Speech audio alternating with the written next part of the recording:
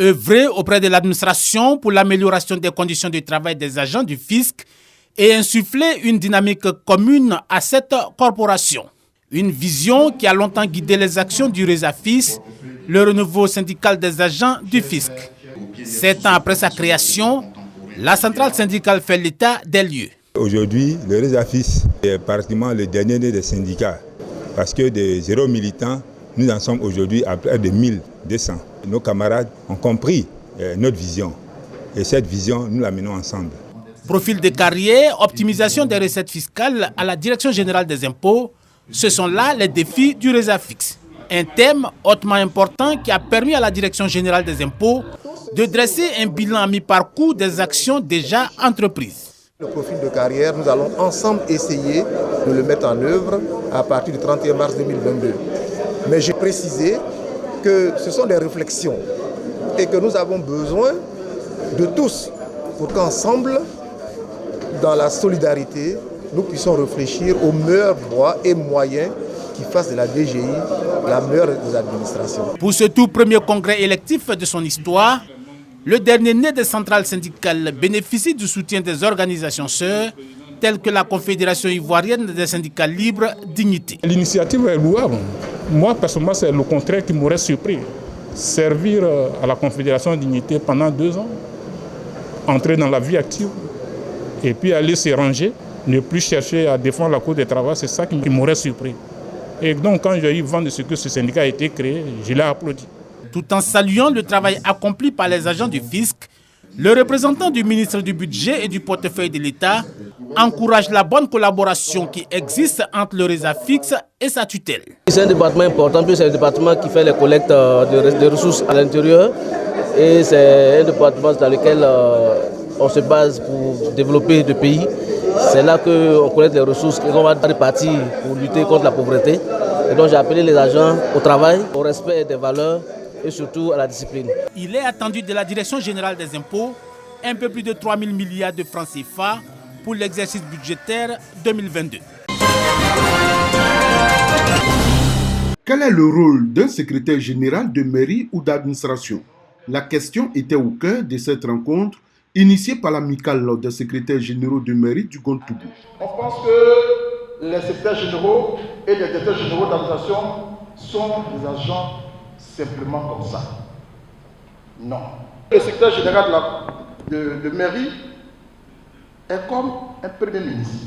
Le maire est le président. Il coordonne tous les travaux des chefs de service ou encore des directeurs de service. Il est entre le maire et les chefs de service. Le maire ne peut rien faire sans le secrétaire général. Ce n'est pas possible. Selon le président de la mutuelle des secrétaires et directeurs généraux d'administration de Côte d'Ivoire, le secrétaire général de mairie étant la cheville ouvrière de l'institution, il a droit à certaines indemnités pour lui permettre de mieux remplir sa mission. Ce dernier doit à son tour se mettre au service du maire pour faciliter la collaboration. L'un secrétaire général qui ne se met pas au service de l'élu, il court à sa perte. Parce que l'élu, ne sachant pas les textes, il doit l'accompagner, il doit le guider, il doit l'aider pour avancer. Cette rencontre de Bondoukou a été l'occasion pour les membres de l'amicale des secrétaires généraux de mairie du Gontougou de passer en revue les tests de l'amicale et de renouveler les organes dirigeants. Moi, j'ai fait exceptionnellement 2 ans. Les camarades ont accepté que le mandat soit reconduit. C'est ce qui a été fait. Et aujourd'hui, après 4 ans, et surtout que je ne suis plus en exercice dans le Gontougou, il était de bonne loi qu'on retravaille les textes et que nos camarades choisissent quelqu'un d'autre qui est en exercice dans la région. Avec l'avènement des districts, l'amicale des secrétaires généraux de mairie du Gontougou veut désormais s'étendre à tous les districts autonomes d'Izanzan afin de grossir le nombre des membres pour donner plus de visibilité à la fêtière. En pays à Djoukro, la gouvernance est régie sous forme de classe d'âge entre 1 et 110 ans.